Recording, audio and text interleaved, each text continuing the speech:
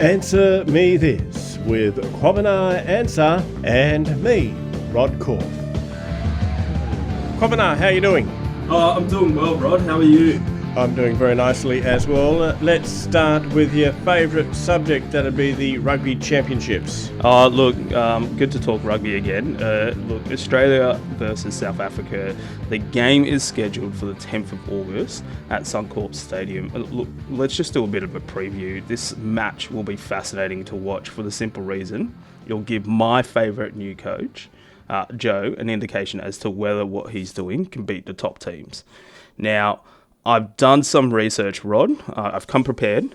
And look, both teams in their last 5 games have won 4. Australia losing to Wales in humbling fashion, 40-6, but we're not here to talk about that.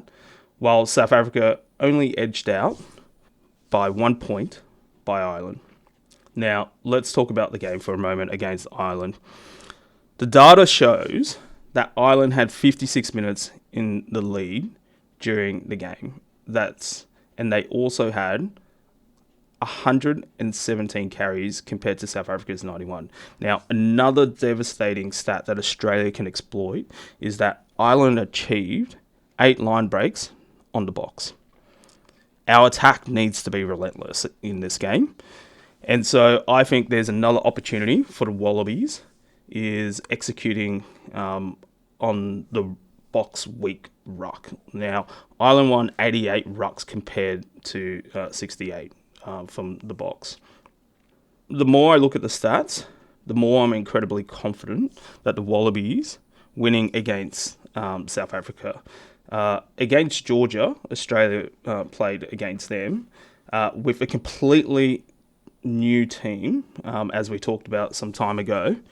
We had 165 carries and 7 line breaks compared to Georgia's 103 line breaks and their 4 line breaks. Rod, rugby is a game of inches and tactics. And with the recall of Kiribati from Japan to be in our extended Wallaby squad, the speed and experience he brings into the back line will be good for the team. Again, Joe Smith, you have my approval with what you're doing. What's your prediction for the game? Look, I won't be predicting the game just yet, Rod. Let's have another week to see what other changes are made between both teams. I'm going the Wallabies. So the F1 is in the summer break. What race is George Russell, who won the race, being disqualified with Lewis Hamilton? Is that playing on your mind? Well, answer me this, Rod. How does a multi-million-dollar F1 team with some of the best engineers get it wrong when it comes to an underweight car? Can't answer it. Rod, look, I watched the race and George Russell drove that vehicle with a 1 pit stop strategy to perfection. He kept his tyres in check and backed himself to win. So, again, I've done some research, Rod.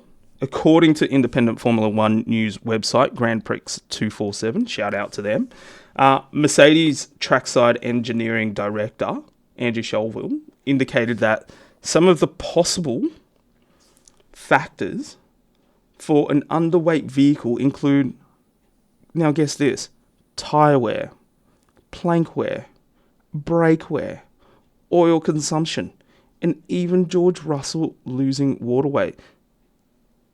Isn't that their job? Don't they already know that is going to happen? Frankly, these excuses don't sit well with me, Rod. These engineers are paid really good money, to consider all possible factors prior and during the races for these elite drivers. It's not like Mercedes-Benz are crying poor and are understaffed. Rod, make it make sense.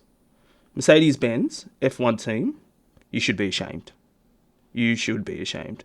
And you owe George Russell another victory this season. It's good to see an Aussie get on the podium now. Oh, mate, it's really good. Yeah. But not the way you want to win.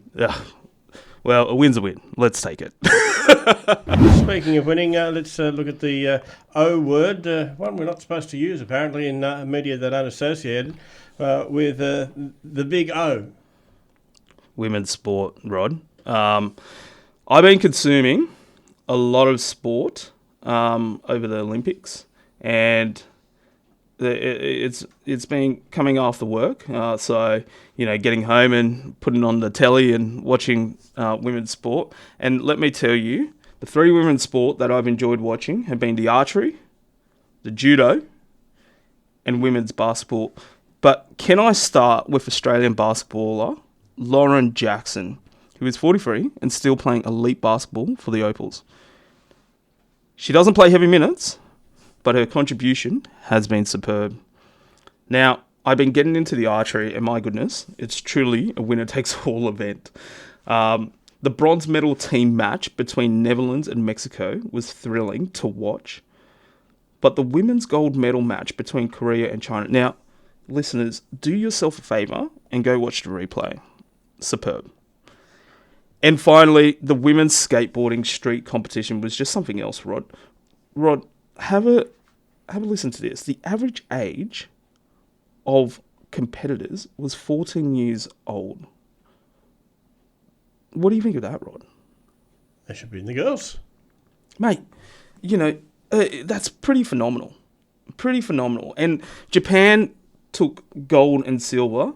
And look, I just want to give a special mention to Chloe Colville, the Australian, who came unstuck in the final, but was poised to become Australia's youngest Olympic medalist, eclipsing the mark set by swimmer Sandra Morgan at the 1956 Games in Melbourne. Now, Chloe, take a bow. But Rod, answer me this.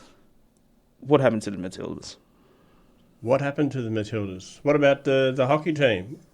What about the rugby team? Women's. Listen, it is... I think it's always tough going against some great competition, but let's see what investments are made after the reality check of this Olympic campaign for women's sport, because we need to do better. We need to invest better. We need to have our elite athletes being paid better. Because, frankly, those sports you have mentioned, as well as the Matildas, it's a disappointing result for us, isn't it? Very disappointing for the Matildas in particular, because so much hype from the... much. Yeah. Disappointing for us, but very disappointing for them too, I reckon. Yep, absolutely. Okay, let's go to where we first started this weekly segment. You said Australia needed to beat Great Britain in the medal board. How are they going? Well, Rod, after the first week, I can proudly say that we're ahead of Great Britain, with Australia 4th on the tally, and Great Britain 6th. Japan's in between us, which thank you, Japan. It's good to see. It's good to see. Also interesting to see how some nations are reporting the results, with America claiming that they're winning the results because they won the most medals. And it's completely false, isn't it? Yeah. They're sitting at the top of the tally in their American world. Yep. But let's be honest, it's about who has the most gold medals, not the most medals. Are we confident about your predictions? Well, look, Rod, no. And I'm fine with saying that. But answer me this, Rod. If we lose, should more money be invested into our Olympic athletes? Just athletes and sport in general, and sport in schools. Indeed. I think sport brings people together. I think we're seeing, especially me being a bit older now, I value what it does to bring, society together. But I also see the health benefits of it all. I think we need to, really consider where some of our public money goes. Kwabena, thank you. Thank you, Rod. Good to see you again, and hopefully we'll have a chat next week, and you'll be answering me this.